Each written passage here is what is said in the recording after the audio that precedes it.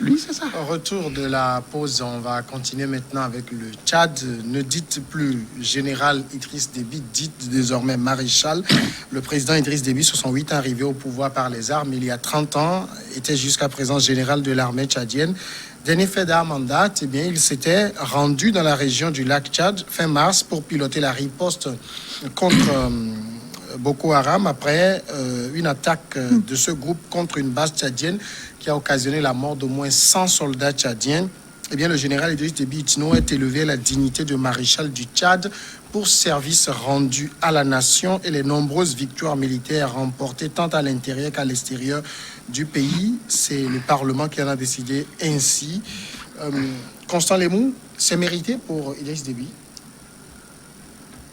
Je dirais oui, puisque c'est l'institution habilitée à le faire qu'il a élevé au rang de maréchal. Alors, ça ne peut que conforter ses partisans dans leur position selon laquelle Idriss Déby est pratiquement le père de la nation tchadienne. Avant Idriss Déby, nous nous rappelons ces guerres incessantes, mais depuis 30 ans que règne Idriss Déby, on a quand même, disons, une accalmie, pour ne pas parler de la paix, ne serait-ce si ce n'était pas l'envahissement, ou du moins ce que sème le Boko Haram dans la zone. Le Tchad a quand même retrouvé une certaine stabilité quand même, même si le développement attendu n'a pas suivi. Ce qui a, disons, déclenché le processus pour qu'il devienne maréchal, nous l'avons tous suivi, avec la défaite des troupes tchadiennes dans les environs du lac Tchad. Eh bien, Idriss Déby a pris le devant des troupes. C'est ça, un leader. Un leader ne dit pas « allez-y ». Le leader dit « allons-y ». Il a pris le devant, il a conduit les troupes au combat et ils ont infligé de lourdes défaites à l'adversaire. Même si la guerre n'est pas terminée dans la zone, l'essentiel est fait et grâce à lui. Alors, qu'est-ce qu'on peut lui reconnaître si ce n'est pas un titre honorifique? Il a même mis fin aux guerres tribales qui régnaient. Aujourd'hui, il met en déroute les troupes de Boko Haram. Eh bien, je pense que cette reconnaissance, il l'a méritée. Maintenant, il faudrait que, au-delà de cette victoire, les questions de développement soient suffisamment abordées. C'est ce qui manque le plus dans les pays sous les présidents de très long règne. Quand on prend vraiment le côté économique du règne d'Idriss Déby, ce n'est pas vraiment ce qu'on aurait souhaité. Vu les richesses du Tchad, il aurait pu mieux faire. L'uranium qui est exploité par la France ne profite pas véritablement au Tchad, à l'économie tchadienne. Il y avait eu du pétrole aussi. Il y a quelques années, lorsqu'il a tenté de revisiter les accords d'exploitation de l'uranium, vous avez vu que les rebelles sont allés jusqu'aux portes de N'Djamena. Il a dû reculer par rapport à cette intention de revoir les accords d'exploitation de l'uranium pour que la France intervienne pour faire semblant de repousser les rebelles. Mais qui étaient ces rebelles si ce n'était pas une branche armée de la France installée dans la zone pour garantir les intérêts français? Voilà, bon, d'apparence, oui, il mérite, mais dans la réalité, il y a encore beaucoup à faire, ou du moins, il y a beaucoup d'échecs du point de vue du développement du pays au regard des ressources disponibles. Alors, ce qu'on peut dire quand même en base point de vue d'Idriss Déby, c'est qu'il n'est pas un commandant en chef qui reste dans son bureau. C'est pas la première fois qu'on voit Déby au front. Moi, je me rappelle, il y a eu une attaque contre le Tchad. Les troupes étaient arrivées, pas même très loin du palais présidentiel. On a vu Déby au front, armes à la main. C'est un général qui n'a pas peur du combat. Oui, bon, je crois. Est-ce qu'il y a un autre titre qui dépasse le maréchal? Non, il me semble que c'est le dernier. Donc, sauf que le maréchal Maréchal, en fait, maréchal n'est pas un grade militaire, c'est un titre honorifique. Voilà, c'est ce que j'allais dire. Donc, quand on le prend ainsi à titre honorifique, je crois que ça, c'est pour honorer la personne. Et c'est ce qui a été fait.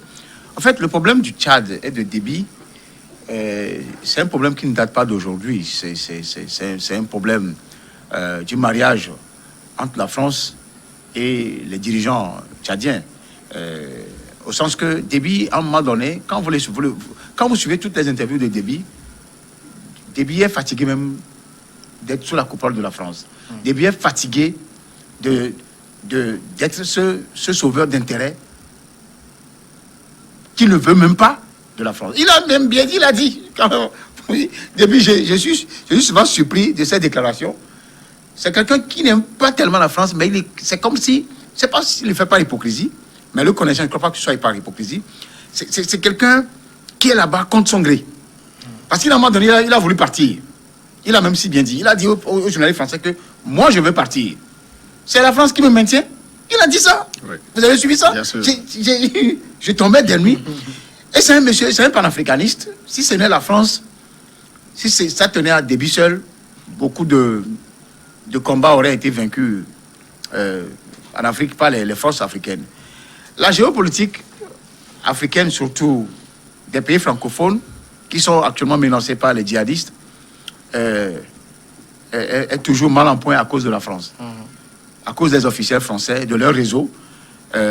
Tout simplement parce que entre Nigeria, Tchad, Cameroun et autres, ça ne s'entend pas.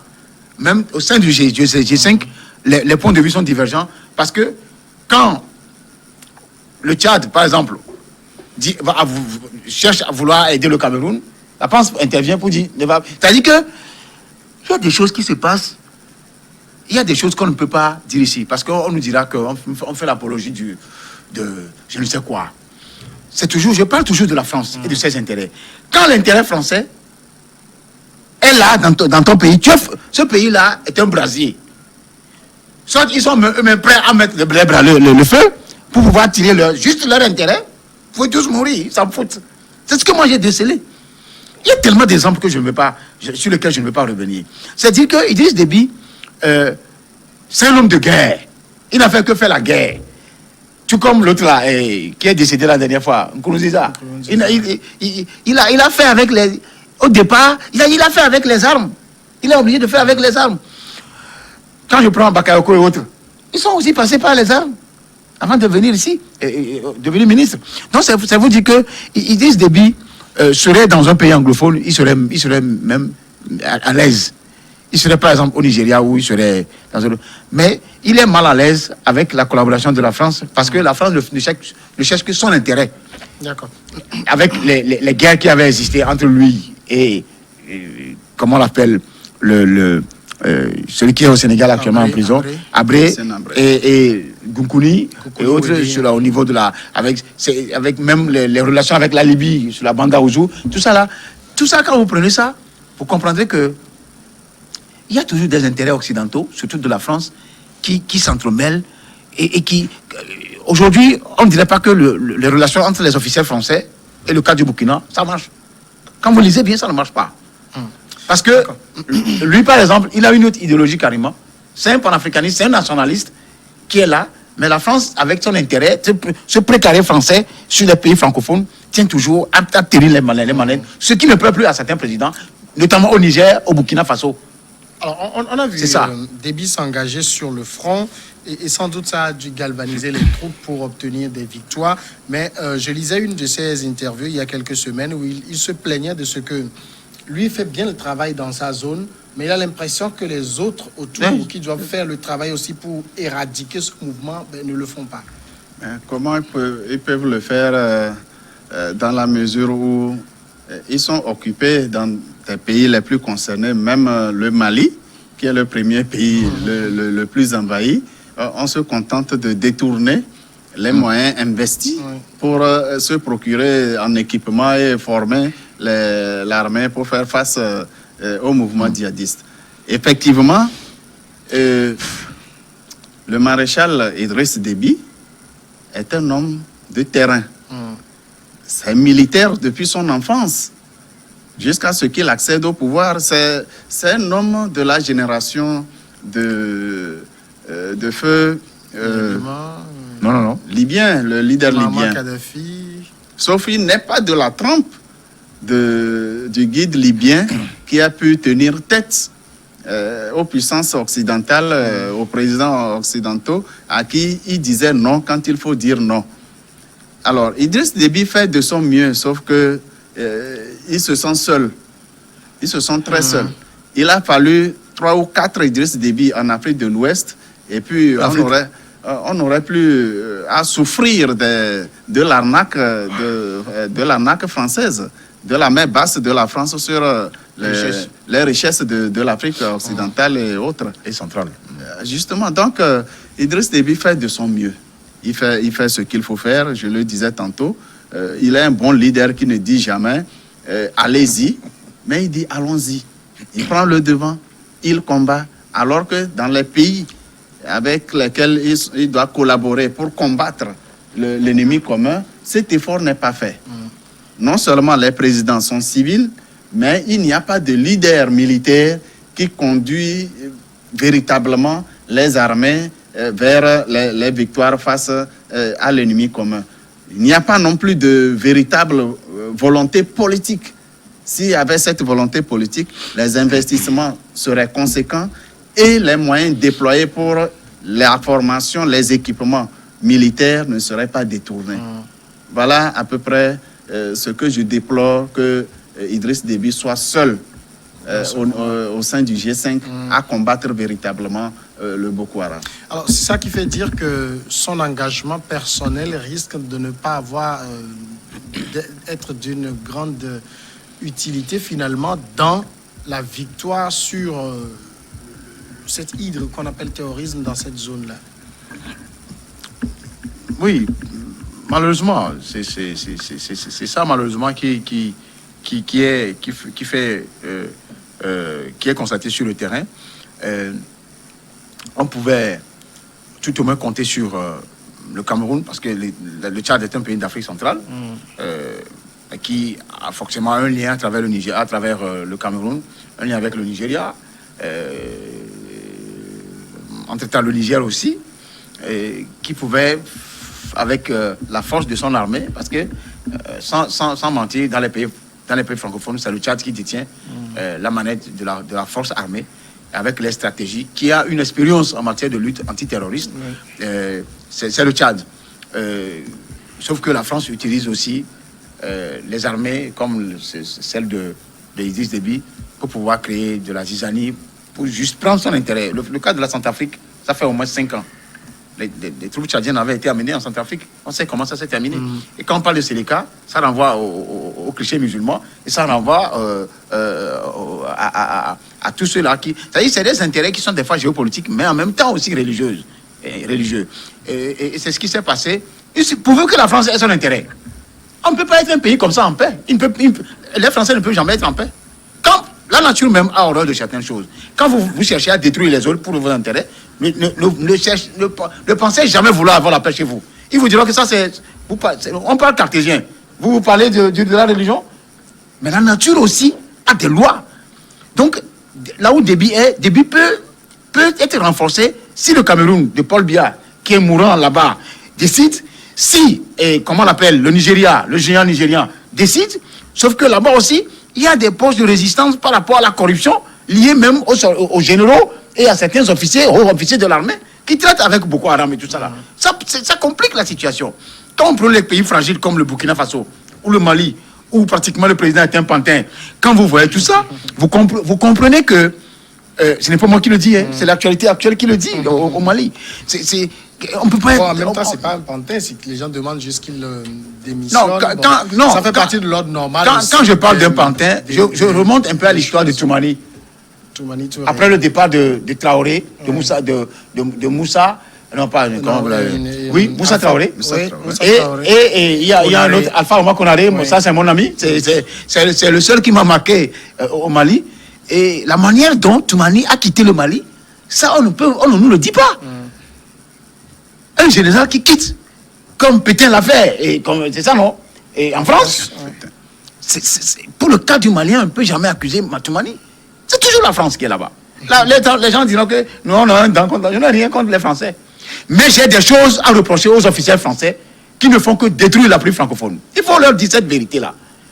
Quand vous détruisez l'autre, vous aussi, vous serez détruit. C'est la loi de la nature. Alors, donc, Idriss Déby est fatigué de la France. S'il ne le dit, il leur dit ça. d'accord. Maintenant, qu'est-ce qu'on fait d'un titre de maréchal? Titre de maréchal. Mamoudou en a eu pendant longtemps. Vous allez Mobutu, me lui, demander il n'a pas vraiment fait la carrière militaire. que fait-on des Un journaliste qui est devenu. honorifiques lorsqu'on distingue des gens pour des services rendus à l'ordre du mono au Togo? Qu'est-ce qu'ils en font? Peut-être ça leur ouvre les portes à certaines cérémonies officielles. Ce qui peut être déploré pour les titres honorifiques au Togo, c'est que quand on discerne ce titre, ça donne l'impression que la personne a fini la mission, au lieu de considérer ce titre comme un encouragement à faire mieux. Un Au remerciement. Tchad, Idriss Déby, il a déjà fait le maximum de temps au pouvoir qu'il pouvait. Son départ du pouvoir peut arriver à tout moment. Ça peut arriver à tout moment. Maintenant, qui peut le remplacer et jouer réellement son rôle, Donc, maintenir le la stabilité, remplacer donc, véritablement. Et il faudrait vraiment que Idriss lui-même réfléchisse et prépare après lui. Il a déjà fait le maximum. 30 ans au pouvoir, ce n'est pas facile, c'est usant. Il a pris de l'âge, ça c'est clair. Et il ne pourra plus faire 30 ans. Il ne pourra plus. La nature ne lui permettra pas, ça c'est clair. Ce titre de reconnaissance en lui comme père de la nation, ce titre le reconnaissant d'avoir rendu tous les services et les grands services à la nation, ce titre donc doit le galvaniser, l'encourager à faire mieux. Faire mieux, c'est de préparer sa succession pour maintenir le Tchad au niveau où il est ou aller beaucoup plus en avance dans le développement. D'accord, on va partir maintenant pour la pause. Et juste après, on reviendra pour parler du Togo.